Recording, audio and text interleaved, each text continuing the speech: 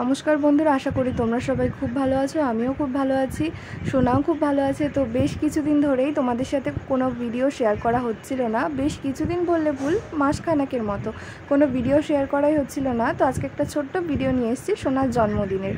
তো এই যে দেখতে পাচ্ছ, সোনা বেলুনের মধ্যে খেলছিল। আমরা অনেক চেষ্টা করলাম সোনার কিছু ফটো তোলার জন্য, কিন্তু খুব একটা তুলতে পারিনি। তারপর তো সবাই চারিদিকে সাজানোর জন্য সব কিছু ব্যস্ত হয়ে গেল। তারপর আমি সোনাকে রেডি করে দিলাম। তো রেডি করার পর এটা হলো ওর ফাইনাল লুক। তো কেমন লাগছে তোমরা সবাই বলো।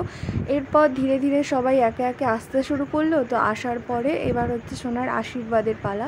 তো সবাই বড়রা একে একে সোনাকে আশীর্বাদ করছিল। তোমরাও সোনাকে মন ভরে আশীর্বাদ করো, যাতে ও এক মানুষের মতো মানুষ হতে পারে। আমার খুব ইচ্ছে ছিল যে প্রথম জন্মদিনটা একটু পরীর মতো সাজিয়ে ছোটোখাটো করে সেলিব্রেট করব। তো যেমন ভাবনা তেমন কাজ, ছোটোখাটো করেই একটু আয়োজন করা আর কি। কিন্তু এসবের মধ্যে সবথেকে খারাপ মুহূর্ত হলো বৃষ্টি। ওর বার্থডেতে এত বৃষ্টি হয়েছে যে সমস্ত কিছু উলটপালট হয়ে গেছে। তো এটা হচ্ছে ওর কেক। এখন ও কেক কাটবে। তো আমরা সবাই খুবই আনন্দ করছিলাম, কিন্তু কী আর বলবো, মানে বৃষ্টিটা এমন সময় এসেছে সব কিছু নষ্ট করে দিয়ে গেছে।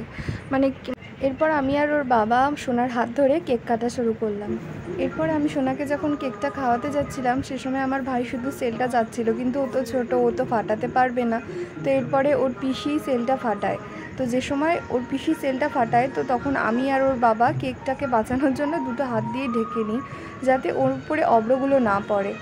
এবার সোনার বাবা সোনাকে কেক খাইয়ে দিলেও। তো আজকের ভিডিওটা এতটাই ভালো লাগলে একটা লাইক করে দিও আর আমাদের পাশে থেকো। ধন্যবাদ।